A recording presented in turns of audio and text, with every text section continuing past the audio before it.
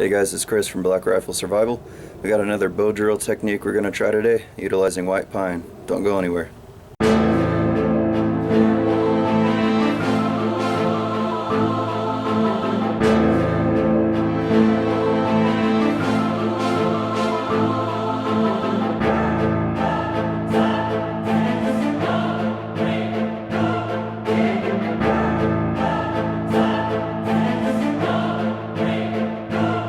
Okay guys, we've got a review here for a friend on Facebook, Lawn Dizzle. He had asked me how I had started my bow drills using Pinewood because he hasn't seen anybody do it. So he's a member on the Wilderness Survival Gear and Reviews group on Facebook on their page. So I wanted to post a video for everyone on there and let them know that this is how I utilize white pine because it grows locally in my area up in the mountains, so I can get to it easily. And it's always a renewable resource that's plentiful. So let's go ahead and break it down. I'm going to set the camera down here. Forgive the plane flying overhead. Alright guys, so I'm in the backyard. Got some wood to pick from. We got some pine here. Let's see if I can find some. Like this right here. As you can see, you can tell by the bark that that's pine. Fairly dry. This one's a really thin piece, so I'm not going to use it. I'll find some other pieces in here. We've got some oakum and jute twine. So some very small jute twine here. And this thicker stuff is oakum. I believe it's spelled O-A-K-U-M. It's an excellent, what I'd say almost like a flash tinder bird's nest. This stuff goes up really quick. The jute twine, not so much, but it's still a very good all-natural tinder. My spindle or bearing block is actually a clay rock. So you can see, and it looks like it has some pine pitch sap that's been hardened. And then we've got a coal catcher, just a general piece of leather. And with the kit that I bought, they have this bow. I need to look up the specs and see what exactly this is made out of. But as you can see, that's a pretty nice bow. It's already contoured. I like it. Alright, so we got a piece of eucalyptus. This will be my baton. And here's that piece of pine. As you can tell, looks like it had some kind of wood carving beetle that had gotten to this one, but it's really dry.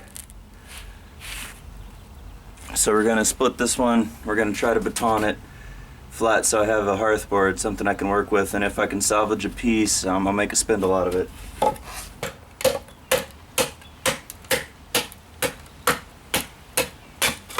Okay. So it looks like I have something I could work with here. For a spindle possibly. It's about an inch thick here, so I'll probably try to use the thinner side down here. So I'm going to speed up the video process. I'm going to cut out a lot here so I don't bore you guys, but this will be the final piece here, and I'll figure out how to make a spindle.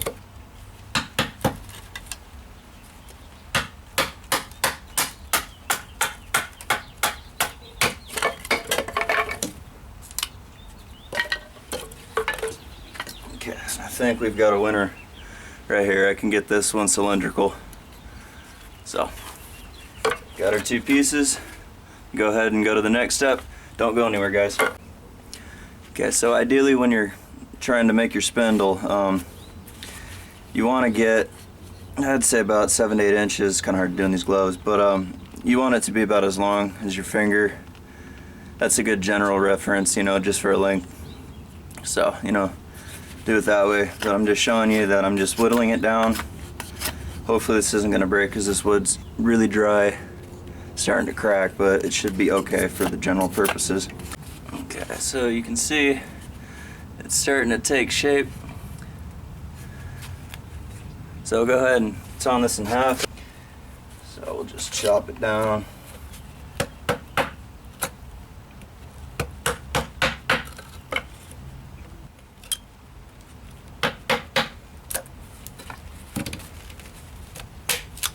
Okay, so now we've got that spindle.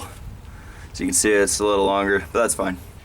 We are taking one end, we're going to make this the sharp tip. That'll be inside of the spindle, which is, you don't want any friction on that, so it's going to be a sharp tip here. This will be the end I'm going to burn in. So what I like to do is basically get the end here. You know, I don't need to do push cuts, but you just want to get that nice and rounded out, because that's the part that's going to burn in. Okay, so that's all you need to start with. So for the edge, I'm gonna step back a bit. You want to get this whittled down relatively straight, but to a point. Okay, and finished product. My spindle from white pine is now complete. Now we'll go ahead and make a notch for our hearthboard. Good reference point to use your spindle so you can see where you're going to be at, because you'll be cutting a notch into where your spindle is going to be burning it out. So I'm going to make my notch right about here. We'll go ahead and burn this in.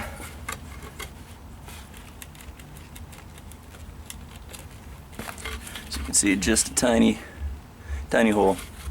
And the idea is to get your spindle, I think I'm zoomed. So the idea is to get that to burn itself in. Okay, so I'm going to take you guys down on the ground here. I'm going to use the tip of my knife too. So you'll cut in from down here, make your way up, and you're going to stop right about here with the V-notch, okay?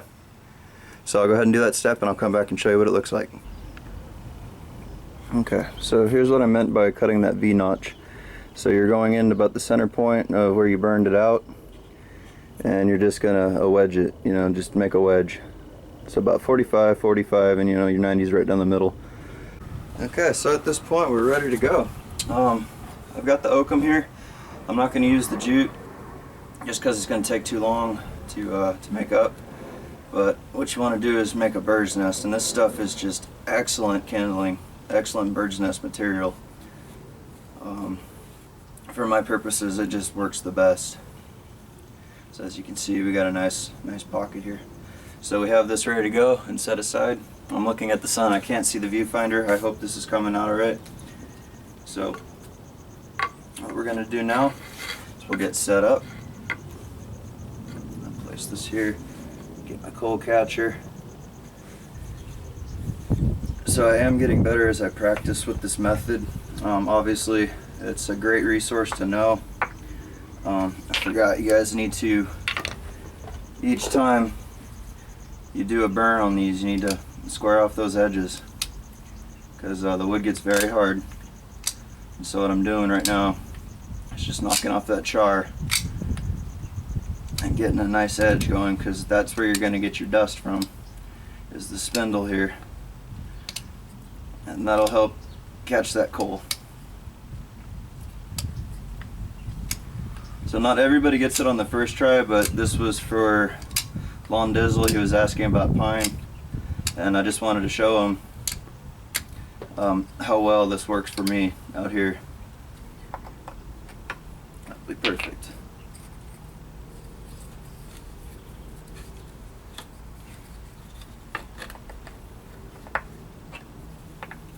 Okay guys, wish me luck.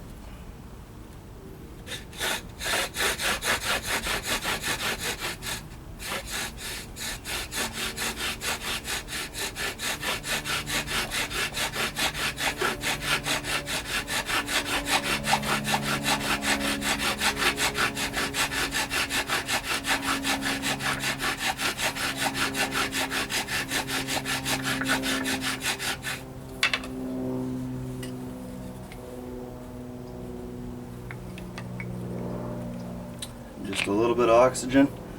Oops, that didn't work too well. So you want to find a flat piece. But as you can see, you got to be very gentle with it. Now it is smoking.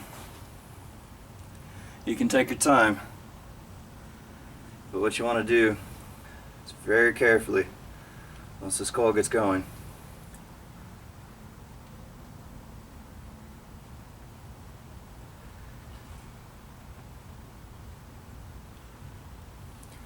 let that get established first. I get this transferred very gently.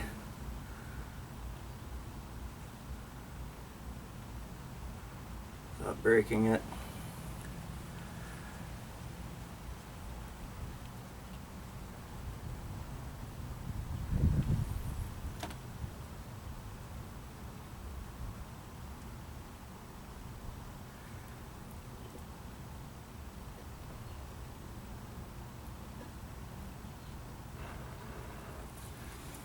we go. This is why oakum's a great bird's nest material.